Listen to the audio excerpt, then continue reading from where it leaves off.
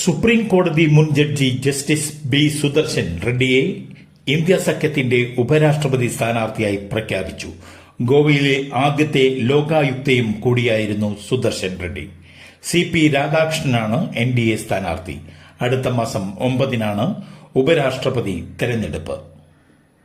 മുതിർന്ന മാധ്യമപ്രവർത്തകരായ സിദ്ധാർത്ഥ വരദരാജനും കരൺ ഥാപ്പർക്കുമെതിരെ രാജ്യദ്രോഹ കുറ്റം ചുമത്തി ആസാം പോലീസ്. രണ്ടുപേർക്കും ഗുവാഹത്തി പോലീസ് സമൻസ് അയച്ചു. ഏത് കേസിലാണ് സമൻസ് അയച്ചതെന്ന് പോലീസ് വ്യക്തമാക്കിയിട്ടില്ല. 22-ന് ഇരുവരോടും ഹാജരാകാൻ നിർദ്ദേശിച്ചതായി വാർത്താ ഏജൻസിയായ PTI റിപ്പോർട്ട് ചെയ്തു. ഗുവാഹത്തി പോലീസിന്റെ ക്രൈംബ്രാഞ്ചിൽ മുന്നിൽ ഹാജരാകാനാണ് നിർദ്ദേശം. സമൻസിനൊപ്പം FIR നൽകിയിട്ടില്ലെന്നാണ് വിവരം. കേസിനെക്കുറിച്ചുള്ള ഒരു വിവരവും പോലീസ് പങ്കുവച്ചിട്ടില്ല. നിലവിലുള്ള അന്വേഷണവുമായി ബന്ധപ്പെട്ട വിവരങ്ങളറിയാൻ ഇരുവരെയും ചോദ്യം ചെയ്യാനുണ്ടെന്നാണ് പോലീസിന്റെ ഭാഷ്യം. Russian president Vladimir Putin Indian പ്രധാനമന്ത്രി നരേന്ദ്രമോദിയുമായി ഫോണിൽ സംസാരിച്ചു. അലാസ്കയിൽ US പ്രസിഡന്റ് ഡൊണാൾഡ് ട്രംപുമായി നടത്തിയ ഉച്ചകോടി ചർച്ചകളെക്കുറിച്ച് പുടിൻ മോദിയെ അറിയിച്ചത്. ഉക്രൈൻ സംഘർഷം സമാധാനപരമായി പരിഹരിക്കാൻ ഇന്ത്യ നിരന്തരം ആവശ്യപ്പെട്ടിട്ടുണ്ടെന്നും ഇക്കാര്യത്തിൽ എല്ലാ ശ്രമങ്ങളെയും പിന്തുണയ്ക്കുന്നുവെന്നും ഫോൺ സംഭാഷണത്തിന് ശേഷം മോദി അറിയിച്ചു.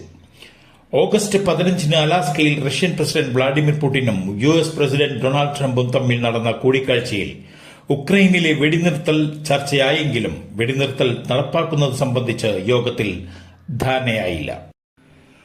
വൃദ്ധയെ കെട്ടിയിട്ട് വായിൽ തുണി തിരികെ സ്വർണം മോഷ്ടിച്ചു. ഉള്ളൂരിലാണ് സംഭവം. ഇന്നലെ രാത്രി 8:30യോടെയാണ് മോഷണം നടന്നത്. ആക്കുളം ലൈനിൽ ഒറ്റയ്ക്ക് താമസിക്കുന്ന വൃദ്ധയാണ് മോഷണത്തിനിരയായത്.